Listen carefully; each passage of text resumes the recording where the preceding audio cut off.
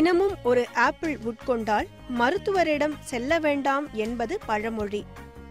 ஆனால் ஒரு ஆப்பிளில் இருக்கும் முழு சக்தியும் ஒரு நெல்லிக்காயில் இருக்கின்றது என்பது அறிவியல் கூறும் உண்மை. இனிப்பு, புளிப்பு, துவர்ப்பு சுவை கொண்ட நெல்லிக்கனியில் வேறு எந்த வகை காய்கறி பழங்களிலும் இல்லாத அளவிற்கு பல சத்துக்கள் நிறைந்துள்ளன. இதில் பல மருத்துவ குணங்களும் அடங்கியுள்ளன. குறிப்பாக உடலில் இருக்கும் கொழுப்பை குறைக்கும், சர்க்கரை நோயின் அளவையும் கட்டுப்படுத்தும், கண் குறைபாட்டை தீர்க்கும் என எண்ணற்ற நோய் தீர்க்கவும் பயன்படுகிறது. இவை எல்லாவிதமான மண்ணிலும் நன்கு வளரும் தன்மையுடையது. மண்ணின் கார அமிலத்தன்மை 6.5 முதல் 9.5 வரை இருக்க வேண்டும். 2 அல்லது 3 முறை ஆழ உழவு செய்து நிலத்தை பண்படுத்த வேண்டும்.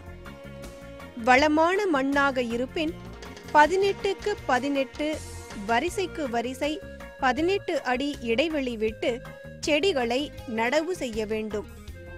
நெல்லிக்கன்று நல்ல வளர்ச்சி அடையும் வரை வாரத்திற்கு ஒரு முறை நீர்ப்பாசனம் செய்ய வேண்டும். நெல்லிக்கன்று நடவு செய்த முதல் ஆண்டு வரை சுமாரான வளர்ச்சியே இருக்கும். 2ஆம் ஆண்டு முதல் வளர்ச்சி துரிதமாக காணப்படும். பிப்ரவரி மற்றும் ஜூலை மாதங்களில் பூக்கள் பூக்க தொடங்கும். 4வது வருடத்தில் இருந்து சுமார் 30 கிலோ முதல் 150 கிலோ வரை மகசூல் பெறலாம். நெல்லிக்கனியில் காயை அறுத்து எடுத்து வீட்டில் பதப்படுத்தி வைப்போம். ஊறுகாயை போட்டு உள்ளூர்லேயும் கொடுப்பேன், வெளியில் ஊறுகாய் கம்பெனியும் பேக்கெட் பண்ணி அமுச்சு விடுவேன். இதனால் பராமரிப்பு ஒன்றும் அதிக செலவில்லை. நான் என் தோட்டத்தை சுற்றி அவுட்டோரில் ஒரு 40 மரம் வச்சுருக்கேன். ஒரு மரத்துக்கு 2 மூட்டை வீதம் காய் நல்லா காய்க்குது.